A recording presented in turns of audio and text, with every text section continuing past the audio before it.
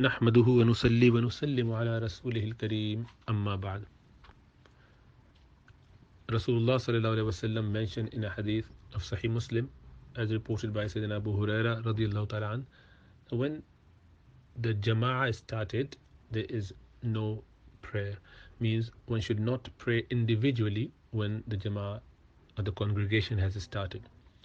Now the congregation started and someone enters the masjid and they find the Jama'ah is already there or has been starting, then they're not allowed to start any sunnah or nafil prayer. They should join the congregation. That's the general understanding, and that is how it should be. Now, with regards to if someone has already started the sunnah or nafil prayer, and then the jama'ah started. So, for example, you started your four sunnah of dhuhr, then Imam started and he just appeared, and the jama'ah started for the dhuhr fard prayer. So, what should one do? Should they break it, or should they just carry on? So the answer is, if they have started the jama'ah while the individual has completed one rakat, like he has done one complete rakat, which is sajda of the first rakat done, and he's in the second rakat or starting the second rakat, then he has got one rakat completed. He should complete the second rakat and then say salam and join the congregation.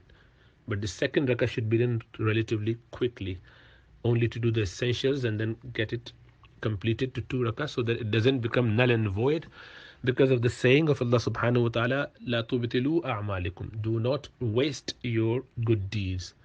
So keep it as a it will be two sunnatu nafil reward you would get, inshallah ta'ala. Don't nullify it or void it. So that is one. If you have not completed your first rakat, then say salam and join the jamaat.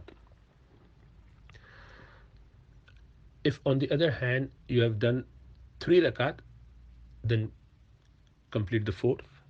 If you just started the third rakat, not done the sajda of that one, just break it and join the, after salam, join the congregation. So just make it to a station where you can come off the prayer without nullifying it. So that's a general understanding. So you should not start any prayer when the Jamaat has already started. And if you have started already, try to finish it ASAP and join the Jamaat. That's the meaning. With regards to two Sunnah of Fajr, there is difference of opinion. Imam Abu Hanifa rahmatullah alayhi and Imam Malik rahmatullah alayhi suggest that you should perform your two Sunnah of Fajr prayer. The reason being that there is so much emphasis on these two Sunnah. Rasulullah sallallahu alaihi wasallam said, don't miss those two Sunnah of Fajr even if you're trampled by the horses. Aw kama qal alayhi salatu wasalam. In another narration he said that there is nothing better than them in the heaven and the earth. Everything in the heaven and earth contained. These two are really from the Sunnah action, the best ones. These two Sunnah are the best among all the other Sunnah or Nafil prayers.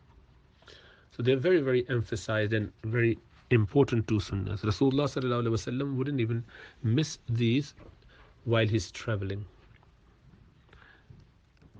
So based on that, Imam Abu Hanifa and Imam Malik rahimahumullah would say that even if you haven't started and the Jamaat has already been commenced, then just do your two Sunnah quickly, short, simple ones, ideally in a side room, in a different room if possible, in a different area, not in the main masjid if possible. Otherwise, just stand at the back and then quickly do it and join the Jamaat. Provided that you know that you would not be missing the Jamaat completely, you should be able to get the last qada, final sitting.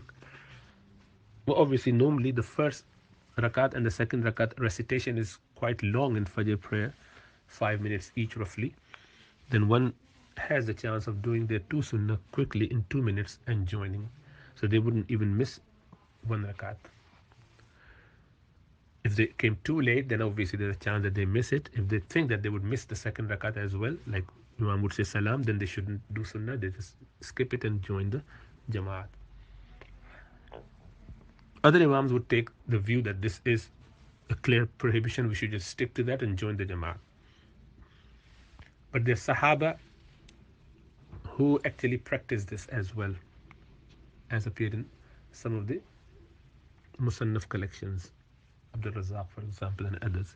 So Abdullah ibn Umar radiallahu ta'ala anhuma, Abu Darda radiallahu ta'ala anhu, Abdullah ibn Abbas and others, Abdullah ibn Mas'ud radiallahu ta'ala anhum ajma'in, they are reported among others to have done these two sunnah while the Jamaat has already started in their times. And that suggests that they understood that we should not delay, or we should not delay joining the congregation for any sunnah action, because fard prayer takes priority, precedence. Except when there is a chance that you would not miss that congregation, but still be able to do the very important, highly emphasized sunnah. To try to keep both. Just the emphasis on those two sunnah is such that these Imams would allow, and these Sahaba would allow to do it. They understood it in that light. So anyway, as I said, there's difference of opinion. So whichever Imam you follow, stick to that Imam. And this will emphasize the significance of following one particular Imam in all matters and stay there, because they're all upon the truth. They all have good evidence behind whatever they've come up with. And the command for us is to فَاسْأَلُوا أَهْلَ الذِّكْرِ إِن كُنتُمْ لَا تَعْلَمُونَ. Ask the people of knowledge if you do not know. And these are our Imams which are needed, and the expertise is needed when there is a situation like this, that apparent contradiction among the text, or the two different ways of reconciling the text. We just stick to the Imam, not because I like that one better or you like that one. No, because we haven't got any authority. We cannot go by our whims, our desires, our understanding. Rather, we just go with the teachings of Quran and Sunnah as understood by the Imams, the leaders, the master of the subject, experts. We just follow their guideline. Now, mixing and matching would have been okay if we were not so much of a men of our desires, follower and slave of our desires, follower of our bestial self. We would rather go for the easy, simple. It's like allowing kids in an open chocolate shop and other food stuff as well, and giving them this idea that you buy whatever you want, you take whatever you want. It's extremely likely, or perhaps unlikely, that they would ever go for other than the sweet stuff or the junky stuff. There could be some exceptionally good children who might not do that, but by and large, that's the concern. If that's the concern with the children, you do not allow them to be in that situation. So the same is the case with the Ummah, where people have actually gone out of their way to circumvent Sharia somehow, just to fit their own likings. In that case, it is ever more important they stick to one school and don't go here and there. For all practical purposes, that would do the job, inshallah. Ta'ala, may Allah give us all the tawfiq to act upon Sharia, not our desires and whims.